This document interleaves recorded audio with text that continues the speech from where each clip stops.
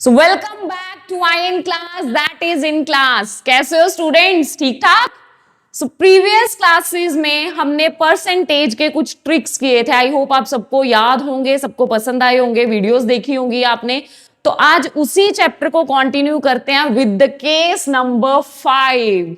अब case number 5 यहाँ पे है, 1 to 4 कहाँ पे हैं? जो आज वीडियो देखेंगे वो पूछेंगे मैम 1 से लेके 4 तक केसेस कहाँ पे हैं? तो वीडियो का लिंक नीचे डिस्क्रिप्शन में गिवन है, आप जाकर परसेंटेज की बेसिक क्लासेस देख सकते हैं। ठीक है, सो 1 to 4 केसेस आपको वहां पे मिलेंगे। सो स्टार्ट करते हैं with the case 5। So let the price of petrol be increased by 25%, how much consumption of petrol should be decrease to maintain the same expenditure. That means वो केस जहां पे किसी चीज के प्राइस में कुछ इंक्रीज या डिक्रीज दिया हुआ है, लेकिन उसके अकॉर्डिंगली हमें अपने टोटल एक्सपेंडिचर में चेंज नहीं लेके आना, तो हम अपनी डेफिनेटली कंजम्पशन को चेंज करेंगे। तो कंजम्पशन में क्या चेंज आएगा? ठीक है, क्वेश्चन क्या है कि पेट्रोल का प्राइस 25% फिर से इंक्रीज हो गया। दैट मींस मोदी जी ने अब किसी और वैक्सीन में कुछ पैसे लगाने हैं तो उन्होंने फिर से पेट्रोल का प्राइस इंक्रीज कर दिया, लेकिन मम्मी ने पॉकेट मनी तो सेम ही दी है, तो करे क्या? 4 दिन पैदल जाएंगे।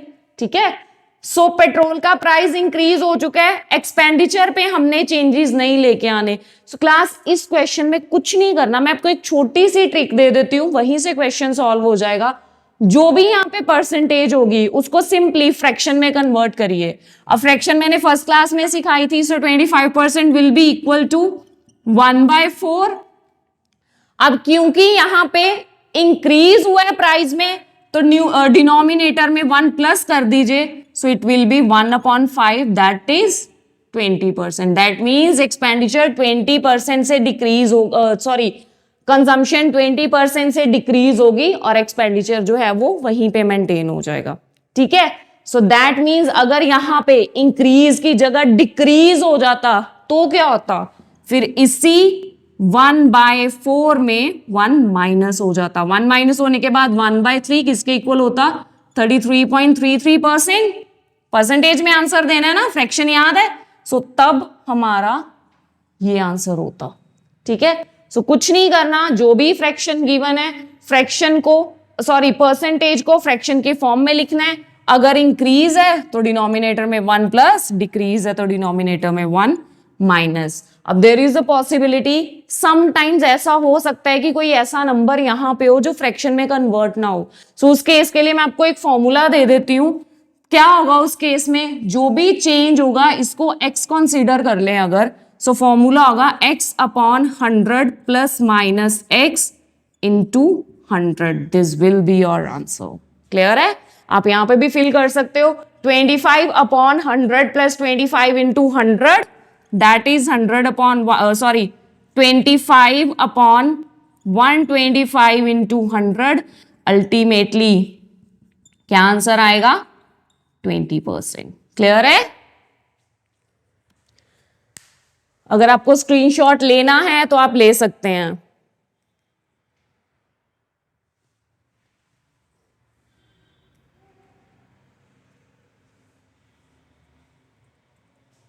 यस क्लास, आगे करें। सो आगे करते हैं जी एक और case, case number 6। Case number 6 क्या कहता है? अगर किसी चीज के प्राइस में या क्वांटिटी में या किसी भी चीज में if there is x% increase in price and again x% decrease in price, so what will be the ultimate और नेट इफेक्ट? ठीक है जी, मान लीजिए किसी, और यहां पे इट्स नेवर मैंडेटरी कि पहले इंक्रीज और बाद में डिक्रीज होगा, पहले डिक्रीज और बाद में इंक्रीज भी हो सकता है। ठीक है, सो किसी भी चीज में पहले सेम परसेंटेज से सेम नंबर से इंक्रीमेंट हुआ फिर डिक्रीमेंट हो गया, या पहले सेम नंबर से डिक्रीमेंट हुआ फिर इंक्रीमेंट हो गया, तो नेट इफेक्ट क्या होगा? ठीक है, जैसे फॉर एग्जाम्पल किसी की इनकम में पहले 25% का इंक्रीज हो गया फिर 25% का डिक्रीज हो गया। अब दिखने में लगेगा कि पहले 25% से इंक्रीज हुआ था, अब 25% से डिक्रीज हो गया, तो बहुत सारे स्टूडेंट्स बोलेंगे कि आंसर तो कुछ भी नहीं होगा। That means net effect will be 0, वो पर्सन वहीं का वहीं आ जाएगा, लेकिन ऐसा कभी नहीं होगा। ठीक है, इस केस में अल्टीमेटली हमेशा लॉस ही होगा, एवरी टाइम लॉस या डिक्रीज। अब ऐसा क्यों? कई स्टूडेंट्स ये भी बोलेंगे कि अल्टीमेटली डिक्रीज ही क्यों होगा, तो उसका एक रीजन होता है कि अगर मान लो पहले इंक्रीज हुआ है तो चीज अगर उसका अल्टीमेट प्राइस 100 था तो पहले 125 हो गया, और जब 25% डिक्रीज होगा ना तो वो 25% इसका डिक्रीमेंट नहीं होगा, वो डिक्रीज इस पे होगा। इसी तरह अगर पहले डिक्रीज हो रहा है तो टर्म 75 पे तो चली जाएगी, लेकिन जब इंक्रीमेंट की बारी आएगी तो भाई साहब 100 का 25% नहीं होगा कि इसमें 25 ऐड हो गए फिर से 100 आ जाएगा। 25% हम लेंगे 75 का, ठीक है। So there is a reason कि हमेशा डिक्रीमेंट ही होगा। और डिक्रीज कितना होगा? सबसे इजीएस्ट फॉर्मूला, कुछ भी नहीं करना, x upon 10 square percent, this will be your answer, ठीक है। You can take any example. For example पहले 50% से किसी की इंक्रीज इनकम में डिक्रीमेंट हुआ, फिर 50% से इंक्रीमेंट हो गया, तो अल्टीमेटली इफेक्ट क्या होगा? 50 upon 10 square percent, this will B 0 से 0, 5 स्क्वायर विल बी 25%। और क्या होगा जी? इंक्रीज या decrease? Every time there will be a decrease. Clear है? इस केस में कभी भी इंक्रीमेंट या सेम लेवल पे हम नहीं जा सकते, always there will be some decrease. और क्या होगा? x upon 10 square percent, this is the answer and this is a very important question.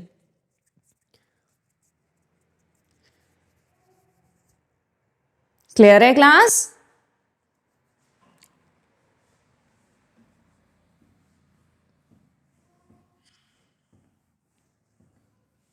ठीक है जी, अब आगे क्वेश्चन करते हैं एक। If the price of an eraser be reduced by 25%, a person can buy 2 more erasers, so how many erasers can be buy for a rupee? अब question ये कहता है कि इरेजर के प्राइस में 25% का रिडक्शन हो चुका है, ठीक है। तो एक पर्सन पहले के कंपैरेटिवली 2 इरेजर ज्यादा खरीद रहा है, कितने में? इन अ रुपी। 1 रुपए में वो पहले के कंपैरेटिवली 2 इरेजर ज्यादा बाय कर रहा है। सो हमने ये बताना है कि 1 रुपए में वो एक्चुअल में कितनी इरेजर्स ले रहा है, ठीक है जी। अब इस क्वेश्चन में मैं कोई ट्रिक, कोई फॉर्मूला नहीं करवाऊंगी, it's a very logical question. Simple सी बात है, इरेजर का प्राइस 25% से कम हुआ है और स्पेंड कितना वो कर रहा है? 1 रुपी। दैट मीन्स जितनी इरेजर्स वो पहले ले रहा था, अगर आज भी उसे उतनी ही बाय करनी है तो वो कितने में आ जाएंगी? 25% रिडक्शन के बाद 75 पैसे में। लेकिन उस पर्सन ने क्या किया? जो बाकी के 25 पैसे बचे हैं उसको पॉकेट में डालने के बजाय उसके लिए 2 इरेजर्स और ले ली, ठीक है। अब 2 इरेजर्स और ले ली 25 पैसे में, तो एक कितने की हो गई जी? 12.5, दैट इज 12.5। सो 12.5 पैसे की एक इरेजर है, 100 पैसों की कितनी होगी? सिंपली 12.5 से हमने 100 पे आना है, डेफिनेटली 8 से मल्टीप्लाई करेंगे, सो 8 आंसर आ गया।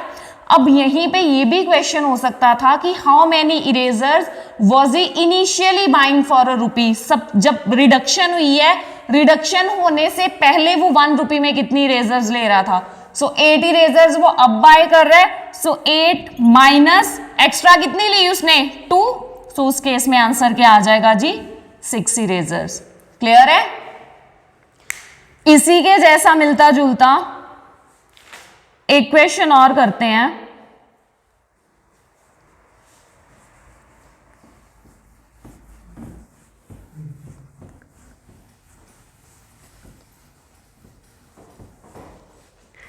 Due to 25% increase in the price of rice,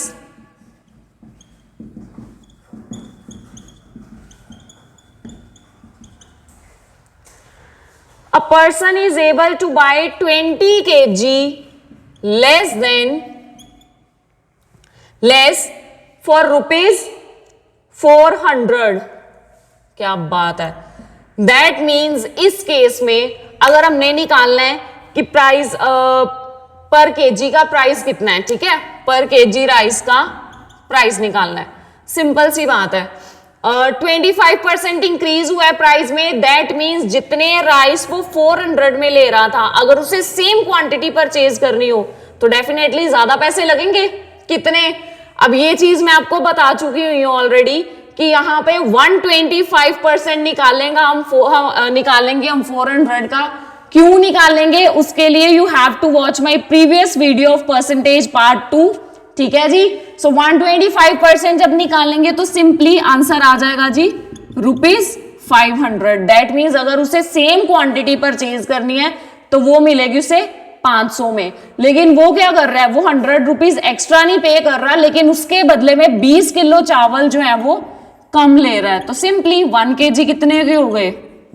5 रुपए के। कितने सस्ते चावल हैं यार, कहां से मिलेंगे? ठीक है जी। तो कुछ क्वेश्चंस हैं ये आज की क्लास के। फर्दर क्वेश्चंस को हम कंटिन्यू करेंगे नेक्स्ट क्लास में। तब तक वीडियोस देखिए, चैनल को सब्सक्राइब कीजिए, लाइक कीजिए, लिंक को शेयर कीजिए। Thank you so much. See you in the next class. Thank you.